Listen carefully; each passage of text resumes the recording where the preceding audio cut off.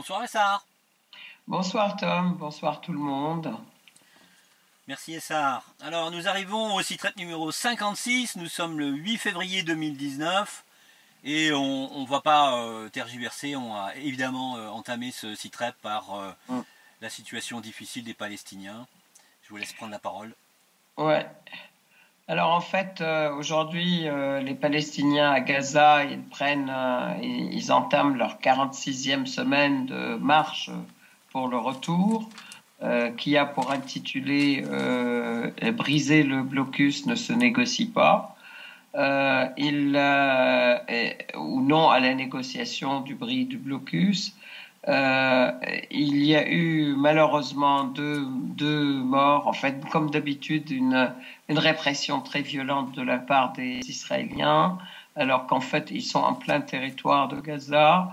Quand ils s'approchent des barbelés qui entourent le territoire de Gaza, et donc ils se font violenter par les Israéliens. Alors, d'un autre côté aussi, il y a beaucoup de blessés. On peut peut-être récapituler le nombre des martyrs tombés dans le combat. En fait, dans ces manifestations, ça fait déjà 275 personnes depuis les premières manifestations pour briser le blocus, d'une part, et puis plus de 2000 blessés. C'est un bilan qui est très lourd, qui est affreux et qui se passe d'ailleurs dans un silence honteux de la communauté internationale qui ne réagit même pas et qui ne commente même pas cette répression d'Israël, de l'entité israélienne. D'un autre côté, il y a eu des violations aussi dans le village de Mrir,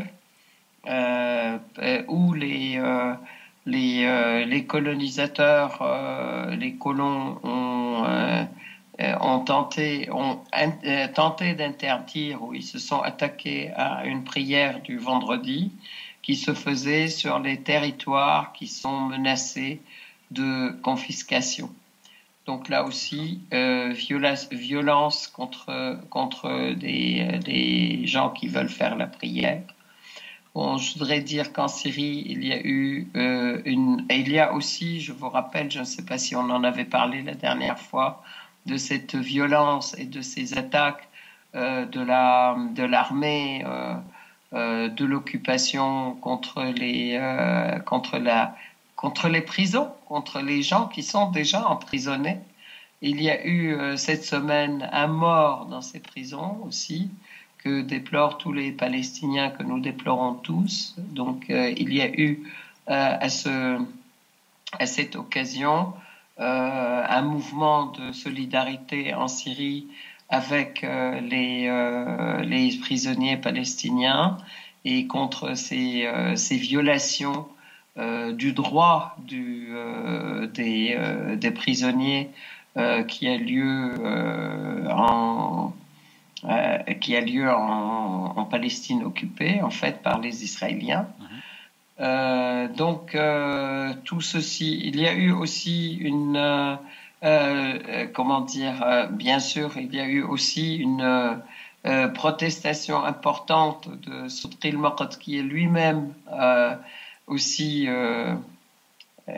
prisonnier depuis des années, depuis 37 ans. C'est le Mandela du monde, le nouveau Mandela, et c'est plus que Mandela. Qui s'est soulevé aussi contre ces violations du droit des détenus et qui aussi s'est élevé contre les manigances américaines au Venezuela. Donc il a déclaré qu'il soutenait Maduro, qu'il soutenait Chavez et la révolution bolivarienne.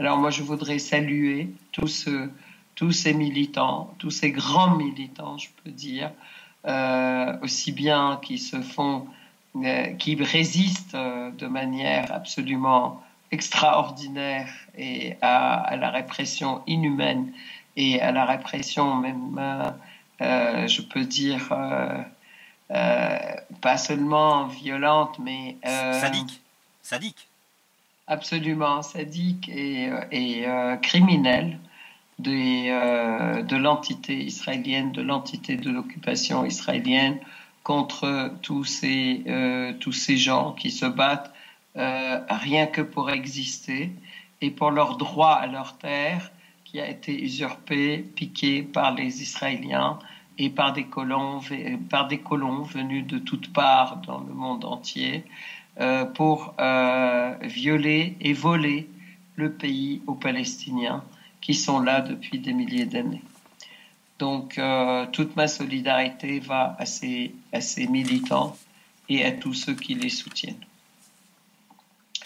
Donc, voilà. Et donc là, je voudrais continuer en disant, en fait, que Israël était aussi très présent dans la guerre en Syrie, puisque jusqu'à aujourd'hui, on continue à découvrir aussi partout dans les caches des terroristes et dans les tunnels qu'on continue à découvrir. On découvre des armes israéliennes et des munitions israéliennes, en plus des armes françaises, britanniques, américaines, bien sûr, et aussi des produits et des munitions de tous ces pays. Donc, en fait, Israël était très présent aussi dans la guerre terroriste qui se menait en Syrie, donc contre les Syriens, et contre l'État et le peuple syrien.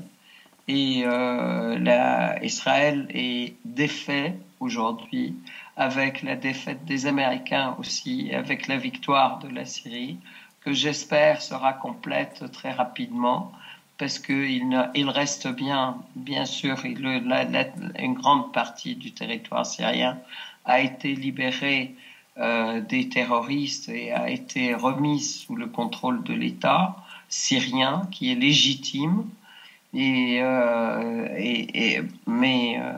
il reste quand même le territoire Idlib et tout le gouvernorat d'Idlib et l'est de l'Euphrate, qui est une grande partie justement du gouvernorat de Deir Zur, où sont les bases américaines et avec ce qu'on appelle la coalition, en fait, qui est dirigée par les États-Unis, qui ne sont rien d'autre que la France, l'Angleterre, l'Allemagne et des pays occidentaux qui sont sous la houlette américaine et sous le diktat américain, comme je le dis, mais qui continuent aussi à œuvrer pour eux-mêmes. Donc, Trump a à nouveau affirmé le retrait de ses troupes, mais en même temps a menacé les Turcs d'une guerre économique s'ils s'attaquaient aux Kurdes, entre guillemets les Kurdes, on les appelle les Kurdes, mais il y a de toutes les nationalités dans ce mouvement qui s'appelle FDS, qui collabore avec les Américains et qui est dirigé par eux. Mais en fait, la Turquie a très vite recontacté Trump et du coup, ils ont décidé Erdogan a tenté de vendre son histoire de zone non, comment dire, de zone sauvegardée, de zone, pardon. D'exclusion, de présence. Oui, de zone d'exclusion. En fait, de zone pacifiées, disons. Oui. Des zones pacifiées, mais bon, ça n'a pas marché. De toute façon, il y a eu plusieurs rencontres en fait aussi, Poutine, Erdogan, Iran, Erdogan. Je vous rappelle aussi que le trio qui dirige les opérations Astana bien sûr en coordination totale avec la Syrie, la Russie et l'Iran en coordination totale avec la Syrie. Mais la Turquie fait partie de ce trio qui est le trio garanti, trio de garantie, on dit. Effectivement, où il y a eu un accord sur les zones d'apaisement, sur les zones démilitarisées, où il y a eu les accords d'Astana. Il y a eu 11 réunions Astana, dont la dernière avait lieu à Sochi. La prochaine va avoir lieu donc le 14 février. Elle va avoir lieu à Sochi aussi. Mais il y a eu des rencontres, donc Erdogan, le président, avec le président iranien, Erdogan avec le président Poutine. La discussion, elle va toujours dans le sens où l'un et l'autre poussent la Turquie à appliquer le dernier accord de Sochi, qui était que les terroristes, de faire pression sur les terroristes pour qu'ils se retirent 15 à 20 kilomètres de la zone de l'interface, si on peut dire, de la zone de contact avec l'armée syrienne, et qu'ils rendent leurs armes moyennes et lourdes, et qu'on éloigne ou qu'on laisse partir, ou qu'on fasse partir, ou qu'on transfère tous les terroristes étrangers, en fait, parce qu'il y a un nombre important de terroristes étrangers non syriens qui viennent de toutes les parties du monde, notamment des Français, des Anglais, des Suédois, des gens de tous les pays, des Ouïghours, des Tchétchènes, etc. Or, ce qui s'est passé, c'est que non seulement ils ne se sont pas retirés, mais qu'en plus, il y a eu des très grosses bagarres entre eux, en fait, qui ont fait vraiment souffrir la population civile qui est dans la région d'Idlib. Cette population, on ne voulait pas qu'elle souffre parce que quand il était question d'un assaut militaire de l'armée arabe syrienne sur Idlib, c'est vrai que la Syrie avait accepté cette solution de négocier et d'attendre un peu plus pour qu'il n'y ait pas beaucoup de pertes de vie humaine parmi les civils qui habitent Idlib. Ouais. Et ils sont nombreux, effectivement. Donc voilà, il y a eu des grosses bagarres donc, entre les différentes factions. Il y en avait une trentaine donc, à Idlib. La Turquie a aidé ouvertement la Jabhat al-Nusra dans ces bagarres contre les autres, hein, et on se retrouve aujourd'hui avec une situation où domine Jabhat al-Nusra et qui en même temps elle exerce ses exactions non seulement contre la population civile mais aussi contre les autres terroristes, notamment ceux qui n'ont pas voulu se convertir, enfin se mettre dans leur rang, sous leur houlette. Donc il y a vraiment de très grosses violations humaines, je peux dire, et des sévices contre l'humanité pratiqués par Al-Nusra et aidés ouvertement par les Turcs, par l'armée d'Erdogan et par ses troupes. Aujourd'hui, par contre, il y a moins moins d'alimentation en argent, ce qui fait qu'ils obligent la population à payer, à leur payer de l'argent, donc systématiquement en contrepartie de leur vie, donc des sommes importantes, et s'ils ne peuvent pas payer, ils subissent aussi des exactions importantes. Donc la situation à Idlib est une situation qui est humainement misérable et très très mauvaise, puisque en plus C'est Al-Nusra qui s'empare de toutes les aides, de toutes les récoltes, etc., de toutes les aides internationales aussi, et qui, comme ça a été le cas dans la Routa, c'est eux qui les distribuent à la population, c'est-à-dire qui les vendent à la population et qui les monnaient et qui font du chantage avec tout ça, avec la vie des gens, avec leur faim, avec leurs médicaments et avec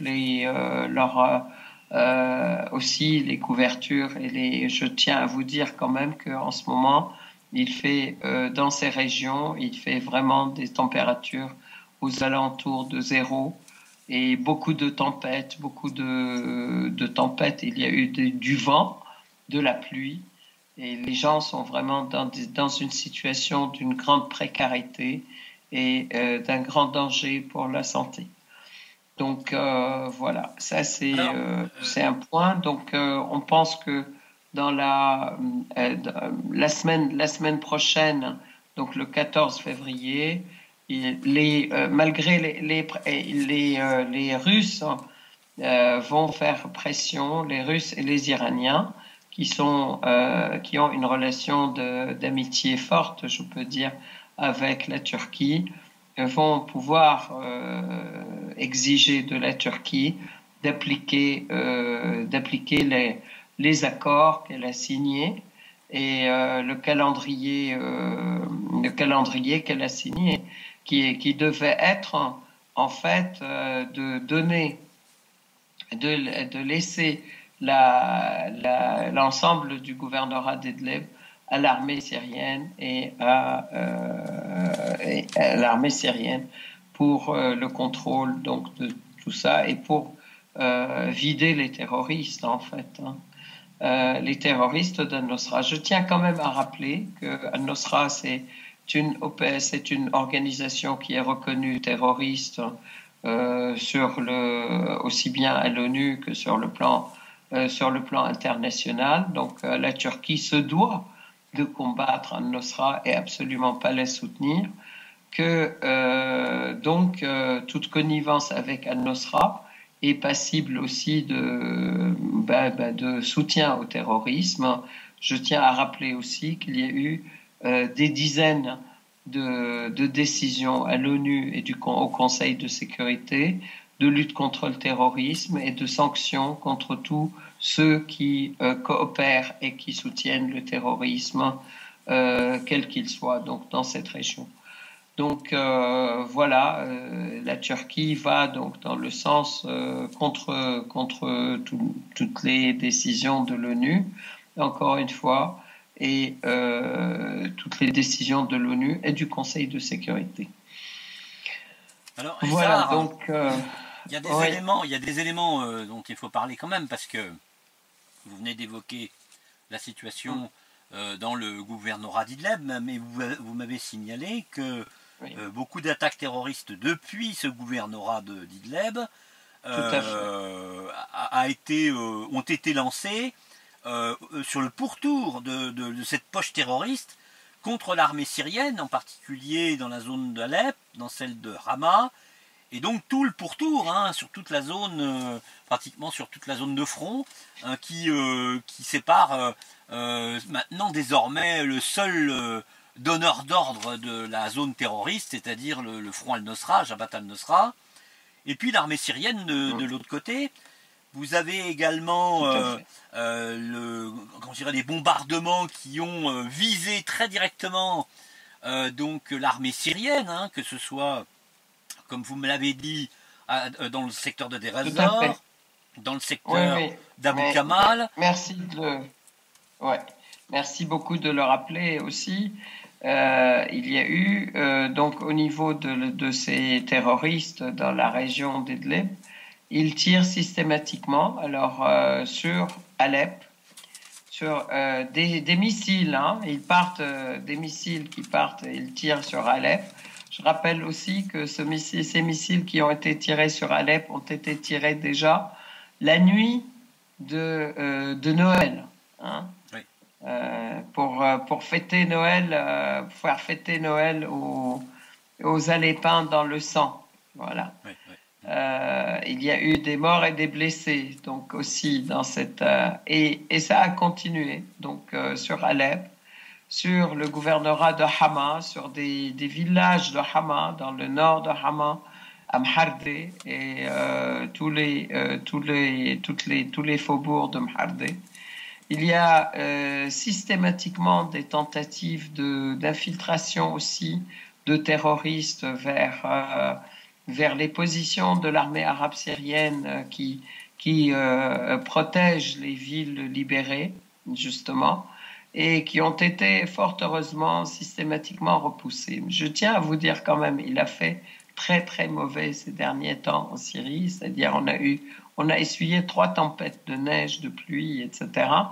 Et les terroristes tentent de s'infiltrer dans les nuits et dans ces nuits de gros temps, je peux dire, pour essayer de se faire cacher ou de se faire couvrir par le mauvais temps. La météo. Donc, ils ont systématiquement été interceptés et les tirs de l'armée syrienne sur leur base à Idlib ont été effectués, des tirs intéressants, importants et qui ont été efficaces sur les QG d'où venaient les attaques et d'où venaient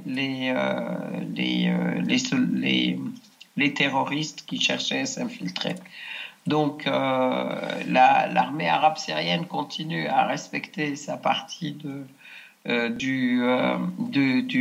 l'accord, je peux dire, dans le sens où elle ne tire sur les terroristes qu'en réponse à leurs tirs et qu'en essayant de minimiser effectivement les effets de leur activité hostile, mais elle ne commence jamais par les tirs.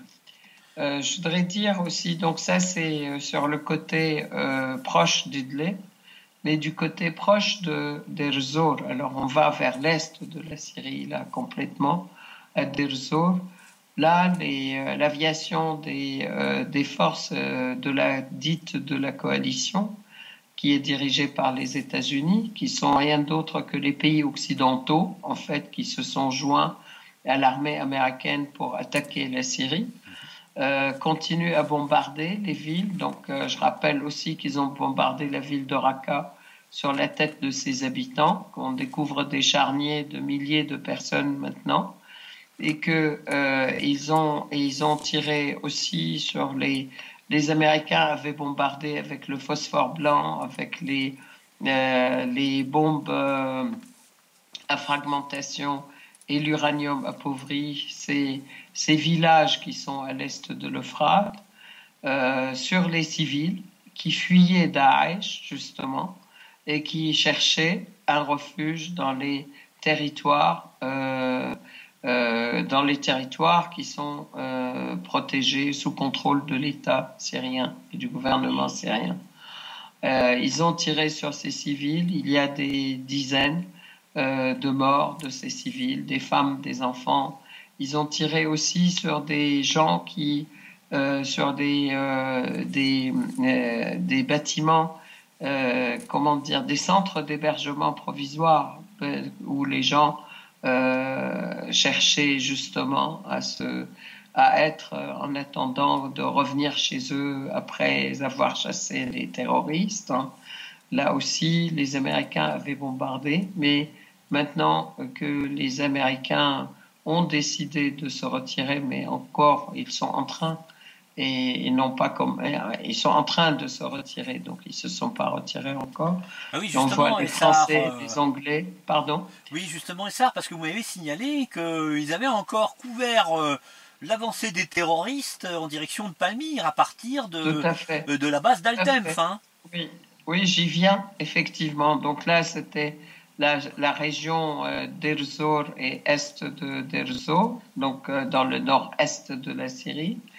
Et dans la partie est, du côté de Palmyre et de Srne, il y a eu un bombardement américain qui a protégé l'avancée de Daesh dans le petit dans la petite poche qui est à à l'ouest de Boukamal, et qui était très chèrement gardée par les Américains, puisque à chaque fois que l'armée syrienne s'en approchait, l'armée syrienne se faisait bombarder par l'armée américaine, qui tenait absolument, sous prétexte de lutter contre Daesh, à protéger Daesh dans cette région et à protéger Daesh dans Al-Tanf.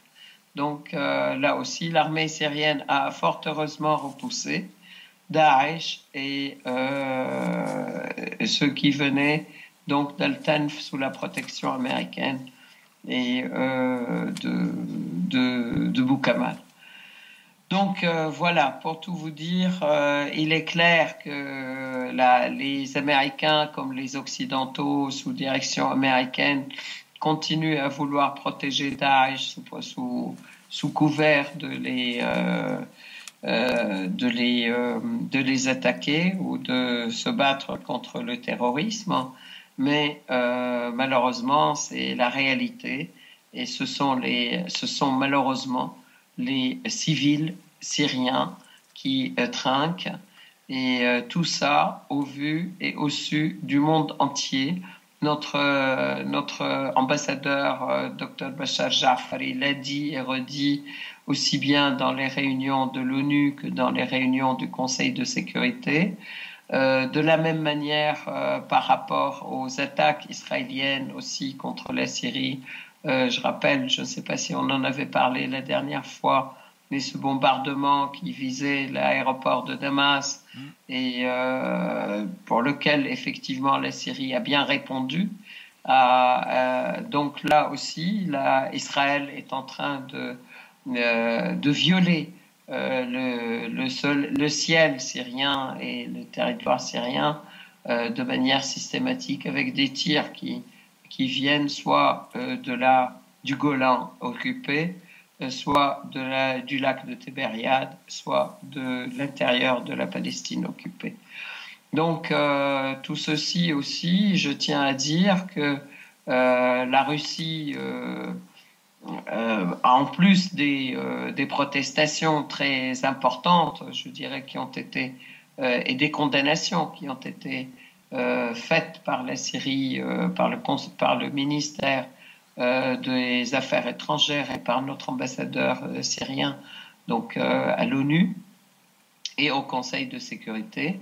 La Russie a aussi condamné ces agissements et exige d'Israël de respecter la souveraineté d'Israël et de tous les pays, de respecter la souveraineté nationale de l'État syrien et de la Syrie.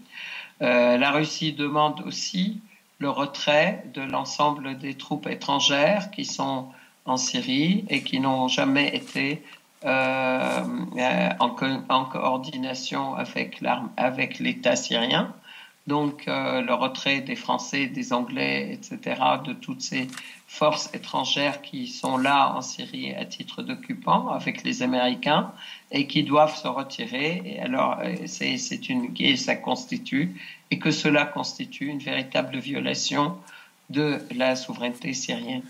D'ailleurs, à ce propos, il faut faire un focus qui est nécessaire quand même, puisqu'on est en langue française là. Faut faire un focus sur la présence des troupes françaises totalement illégales en Syrie, qui décident, apparemment, la France, Macron décide de poursuivre la violation de la souveraineté de la Syrie après le pseudo-départ des troupes US qui semble apparemment être quand même bien présente encore à Al-Tanf et à Menbij, malgré le fait qu'il y a eu 2 attentats contre les troupes US qui sont peut-être en fait provoqués par la CIA pour justifier de rester sur place. Hein.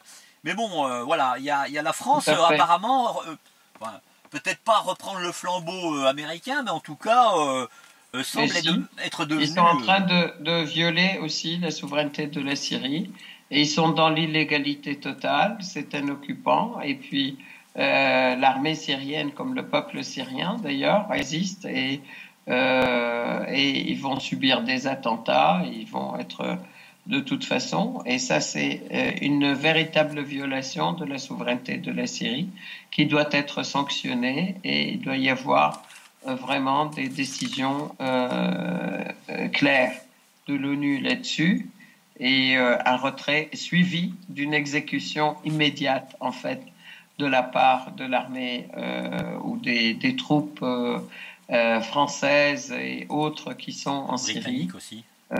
Ouais, oui, il y a britannique, française, je ne sais pas, il y a multitude de forces européennes en fait qui sont là. Donc voilà. Ce qui d'ailleurs, vous parliez de sanctions en particulier, il y a ces sanctions qui viennent de tomber, hein, les sanctions américaines, de nouvelles sanctions américaines pour entraver autant que c'est possible la reconstruction de la Syrie, puisque vous m'avez cité des sanctions contre la Syrie, l'Iran, la Russie, et contre donc les entreprises qui participeraient à la reconstruction de votre pays. Tout à fait. Alors, justement, les Américains se retirent, mais ils appliquent des sanctions supplémentaires contre la Syrie. Je ne voudrais pas dire des sanctions, parce que ce sont des décisions complètement unilatérales prises de la part des Américains, qui ne font aucun l'objet d'aucune décision, ni de l'ONU, ni du Conseil de sécurité. Et ce sont vraiment comme ça des décisions unilatérales et des décisions arbitraires prises par les États-Unis, qui sont donc de mettre des sanctions, effectivement, contre l'Iran, contre la Russie et contre la Syrie, des sanctions supplémentaires contre la Syrie, mais aussi contre tout pays qui participerait à la reconstruction de la Syrie, et toutes les compagnies qui participeraient à la reconstruction de la Syrie, ajouté au fait que toutes les compagnies qui appliquent la campagne boycott des investissements, sanctions contre Israël, et qui seraient aussi sanctionnés de la même manière. Ce qui montre bien que les États-Unis, comme les Occidentaux d'ailleurs, comme les pays de l'OTAN, ont mené toute cette guerre et mènent toute cette guerre contre la Syrie pour la protection d'Israël et pour en finir avec la question palestinienne. Mais de toute façon, le cours des événements montre qu'ils ont eu tort et que la Syrie triomphe et que les amis de la Syrie triompheront, et que aujourd'hui le peuple palestinien qui se soulève, mais parce qu'il a aussi qui se soulève et qui continue à se soulever malgré ces années d'occupation pour défendre ses terres et pour reprendre sa liberté, et se réapproprier ces terres qui ont été usurpées par les Israéliens. L'histoire montre que de toute façon, tous ces impérialistes vont être défaits, y compris les Français, donc qui aujourd'hui jouent vraiment un jeu d'arrière-garde total. Alors justement, Essar, vous avez de la même manière, pardon.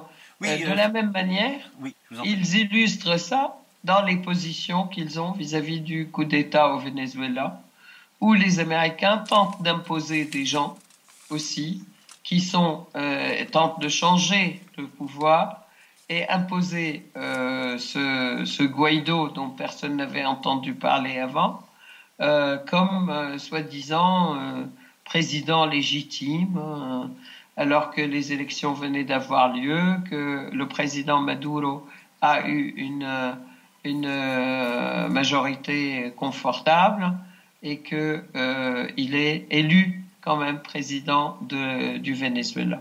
Nettement plus confortablement élu d'ailleurs que Macron lui-même. Hein. Exactement. Hein, aussi. Il faut... Alors par contre, justement, vous venez d'évoquer ce qui se passe au Venezuela avec ce coup d'État américain. Et Ouais. vous m'avez, je dirais, indiqué que apparemment, parce que il était attendu des convois, en particulier terrestres, de denrées humanitaires, hein, à partir Ouais. de la Colombie, Mm. qui avait été interprété par pas mal d'observateurs de ce sujet-là, Ouais. comme étant un moyen pour les Américains de faire transférer des choses qui pourraient euh, enfin, précipiter en fait la chute de Nicolas Maduro. Et Ouais. vous m'avez donné une information qui confirme Oui. totalement cet aspect-là. Je vous laisse Oui. nous en parler. Alors, en effet, il y a eu donc des armes et des munitions qui ont été débarquées, effectivement, avec ces aides humanitaires, entre guillemets, qui venaient donc au Venezuela, et elles ont été découvertes donc à l'aéroport. Voilà. Donc Donc des armes des quantités d'armes, de munitions, des missiles, qui étaient cachées, c'est ça? pardon? Elles étaient cachées dans les Ah chargements oui, oui, humanitaires. dans le chargement des aides humanitaires, entre guillemets. Mhm. Comme quoi les aides humanitaires sont toujours un peu bourrées d'autres choses. Oui, oui, oui. Donc voilà. Ah, il faut Euh, noter d'ailleurs une chose, Essar, c'est que oui, les Américains s'enorgueillissent de vouloir aider les citoyens vénézuéliens avec soi-disant 20 millions de dollars de denrées humanitaires, alimentaires, oui, alors que ils ont déclenché la situation en bloquant 20 milliards d'avoirs, 20 milliards de dollars d'avoirs vénézuéliens confisqués au Venezuela, donc on peut imaginer les dégâts que ça représente sur un pays comme le Venezuela hein, en termes d'économie, et surtout de s'accaparer donc les avoirs vénézuéliens pour les fournir à cette fameuse opposition et en pour les particulier à, fournir en armes, voilà, des armes. Donc, et ils ont payé les armes qu'ils ont envoyées. Voilà. ils les ont fait Alors, payer par les je Vénézuéliens. voudrais signaler quand même quelque chose aussi, c'est cette volonté à propos du Venezuela. Je voudrais dire quand même pour les gens qui nous écoutent, pourquoi le Venezuela? Le Venezuela quand même est un pays qui est à la fois ami de la Syrie, mais aussi c'est un pays révolutionnaire. Depuis Chavez, le Venezuela a le plus grand, comment dire, la plus grande quantité de pétrole. Ah oui, des euh, réserves connues, oui. voilà, une réserve très très importante, connue, la plus grande réserve pétrolière du monde. Qu'il a aussi des réserves en or. Oui. Et sous ceci est venu, en fait, soi-disant, ce coup d'État est arrivé juste au lendemain de la signature d'un accord entre le Venezuela et la Russie pour l'exploitation d'une partie de ses richesses. Alors ça, c'est un premier point. Le deuxième point, lorsque Chavez est arrivé au pouvoir, il a nationalisé en partie les ressources pétrole pour en faire profiter le pays. Et là, le Venezuela a été victime d'un certain nombre de sanctions qui ont été appliquées par les Américains. D'une manière très brutale. Hein. C'est-à-dire que c'est des Très sanctions brutales. qui visaient pas simplement je dirais, à des actions cosmétiques. Hein. C'était un étranglement violent et pas permanent. Enfin, si, permanent maintenant. Effectivement, qui a créé quand même une grande difficulté. Excusez-moi 2 secondes. Je vous en prie. Oui, parce qu'effectivement, là, on retrouve un petit peu ce qui se passe au Venezuela, un petit peu de ce Ouais, qui s'est passé en 2011 en Syrie, mais tout à fait. plus exactement en réalité ce qui s'est passé en 2003 en Irak. Parce que la Tout à Syrie a fait. été particulièrement touchée par le terrorisme, ce qui n'est pas le cas pour ce qui concerne le coup d'État vénézuélien, mais c'est plus sûrement en comparaison ce qui s'est passé en Irak en 2003. bien que la Euh, comparaison soit le, pas le nécessairement totale. Venezuela, je voudrais dire quand même que le peuple vénézuélien est déjà rodé, puisque ce n'est pas la première tentative de coup d'État. Oui, Il y en a eu deux au moment de Chavez. Il y a eu aussi des tentatives d'assassinat de Chavez oui. lui-même. Donc, et là, ils viennent aussi d'avoir d'essuyer une tentative d'assassinat de Maduro. Oui, Donc, les États-Unis sont habitués du fait, mais aussi le peuple vénézuélien est habitué du fait aussi que toutes ces agressions américaines, hein, et toutes ces tentatives de renversement, de changement de régime américaine, bon, ben, ils sont quand même un peu plus éveillés et ils sont plus alertés, on peut dire. Je pense, et l'armée vénézuélienne aussi est une armée révolutionnaire oui. qui tient aussi à son indépendance, à l'indépendance du pays. Donc, nous saluons quand même la lutte du peuple vénézuélien, et puis nous saluons son indépendance, et je pense qu'ils triompheront de toute manière. Et une chose Mm. importante, Essar, que vous vouliez aussi nous dire, c'est une comparaison Ouais. qui peut expliquer justement la vigilance du peuple vénézuélien et le réveil des populations mondiales vis-à-vis du comportement réel de l'impérialisme américain à travers, par exemple, l'épisode assez pathétique, hein, assez dérisoire quelque part, de ce conflit interne entre la Chambre des représentants, les députés avec la présidente de la Chambre des députés, Nancy Pelosi, contre Trump à propos du shutdown. Et vous vouliez Mhm. faire Ouais. émerger, je dirais, quelque chose qui a tendance à caractériser ce régime politique, qui a un rapport assez fort avec ce qui se passe aussi en Israël. Hein. En effet, de toute façon, il est clair que de toute façon, les États-Unis, ils le disent et ils le redisent, hein, de toute façon, ils soutiennent l'occupant israélien quel qu'il soit, et ils font tout pour lui garder sa sécurité et lui payer encore plus d'argent. Ça, c'est un premier point. Le deuxième point, il est clair que les Américains, donc Trump, dès son arrivée au pouvoir, il a décidé de construire ce mur entre les États-Unis et le Mexique, hein. Et en fait, il ne lésine pas sur les moyens. Il est capable. Il a fermé toute l'administration. 800 000 personnes ont été privées de leur salaire pendant un mois et demi. D'ailleurs, il vient de décider que ils pourront reprendre vers le 15 février, puisqu'il a réussi à faire l'économie par ce shutdown nécessaire pour avoir du, euh, De la construction l'argent du du mur. mur. Mmh. C'est dire et peut dire à quel point il méprise la population, même ses propres fonctionnaires, hein, puisque 800 000 fonctionnaires ont été privés de leur salaire, 420 000 parmi eux ont été obligés de travailler sans salaire pour permettre à monsieur d'avoir son jouet le mur avec le Mexique. Et dans un moment où en fait, tous les pays essayent de détruire les murs et de créer plutôt des ponts de communication.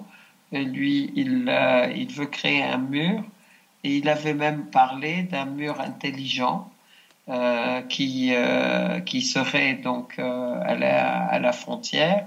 On se demande qu'est-ce que c'est ce mur intelligent, si c'est pas un mur qui serait comment dire, qui serait armé ou muni d'armes automatiques qui tirent sur le mouvement ou sur tout ce qui bouge de l'autre côté. Donc le comble de la criminalité, je peux dire. Et sans scrupule, puisque bien évidemment, Et il y a en eu plus, 800 000 fonctionnaires oui, qui n'ont pas pu en avoir plus, de c'est salaire. surtout contre son peuple, puisque privant quand même Oui. la population, 800 000 personnes, c'est pas rien quand même. Qui ont dû certainement prélever de l'argent pour payer leur loyer et le minimum vital sur leurs réserves s'ils en ont. Parce qu'on rappelle quand même que les Américains, même si les chiffres officiels disent que le taux de chômage est le plus bas depuis très longtemps, c'est le taux de chômage officiel, hein, parce qu'en réalité, il y a beaucoup de gens qui sont au ticket alimentaire, et il y en a beaucoup, énormément même, qui ne se déclarent même plus au chômage, puisque il n'y a plus d'espoir pour eux de retrouver de l'activité, même partiellement. Donc, Absolument. on est dans une espèce d'imposture, et comme par hasard, l'imposture américaine ressemble étrangement à l'imposture sioniste. Donc, Voilà. Alors, ce que je voudrais, c'est, si on revient un peu à la Syrie, oui, je voudrais quand même signaler que les terroristes continuent à entasser des matières empoisonnantes, des poisons et du chlore, etc., dans toute la région d'Idlib, et notamment aux frontières. Donc, et ça a été signalé quand même par Madame Zakharova, et donc porte-parole du ministère des Affaires étrangères russe, hein. oui.